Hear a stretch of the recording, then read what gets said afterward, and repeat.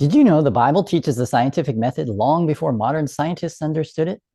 And not in the New Testament, but in the Old Testament, written around 700 BC. And that's more than 2,000 years before Sir Francis Bacon, the guy we credit as the father of the scientific method. But since Bacon didn't publish that method until around 1600 AD, how could the Bible teach it way earlier? It really shouldn't surprise us because God is all-knowing, and he gave us these principles to help us find truth and to know him better.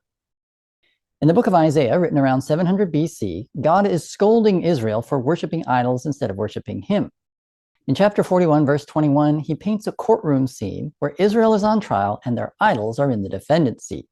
God says, "Let's dispute together. Bring your proofs. Set forth your case. Tell us what is to come. Do good or do harm, that we may know that you are gods." This is a clear call to test the idols by the scientific method. Bring your proofs. That means provide evidence. Good science is built on evidence. Set forth your case means produce a scientific theory based on the evidence. Tell us what is to come. That means make predictions. A scientific theory should predict what will happen. Do good or do harm means run an experiment. In science, we do experiments to see if a theory holds up. That we may know means when an experiment confirms a prediction, we gain knowledge, we come to know. Now, later in Isaiah 43, God calls for witnesses to testify in his court. He says to Israel, "You are my witnesses. You've seen the evidence, turning the Nile to blood, parting the Red Sea, causing the walls of Jericho to fall." These miracles are experimental proof that Yahweh is the one true God. And God predicted many of these events before they happened, another characteristic of good science. But if the idols can perform miracles too, they should bring witnesses and prove it scientifically. You see, the idols serve as a control group. Maybe all gods can do what Yahweh did.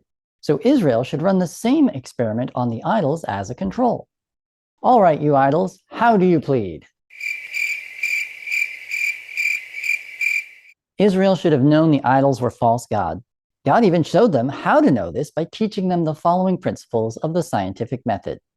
Gather evidence, form a theory, make predictions, run experiments, use a control group, and when an experiment confirms the predictions of a theory, knowledge results. This is the scientific method as we use it today, and God taught it to Israel 700 years before the birth of Jesus. But wait, you say, this is a courtroom scene, not a science lesson. The truth is, good law and good science both rely on evidence to uncover truth. They're not so different in this regard. And God always teaches us wisdom, principles that are useful for understanding the world and for living your life. Now here's the crazy part. Why did it take us 2,000 years to figure out what God had already revealed? Well, the Bible's wisdom is so far ahead of us because God is all-knowing. His thoughts are higher than our thoughts. But amazingly, we can do science and learn to think God's thoughts after him, as Kepler said. That's because he made us in his image with a mind so we can think rationally and love God with our mind. Christians should love good science because it's a gift from God. And isn't it fascinating that modern science arose in Europe where people were reading the Bible, but not in the Middle East or China? In this book, sociologist Rodney Stark sets out to show the religious reasons for this. His conclusion? The rise of science was the natural outgrowth of Christian doctrine. But think about this. Many atheists have been told that science disproves the Bible, but the very method they use in science, well, it was revealed in the Bible first, 2,000 years before we figured it out. And we only figured it out by studying Christian doctrine. No, the Bible wasn't made up by men. How could they have included the scientific method long before modern science existed? This knowledge had to come from a higher being. It came from God. He's the real father of modern science. So science doesn't disprove the Bible. Rather, the presence of the scientific method in the Old Testament confirms the Bible is true.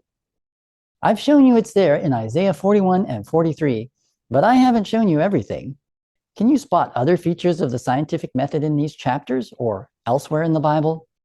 Check it out for yourself and let me know what you think in the comments. Thanks for watching, and may God who taught us science bless you.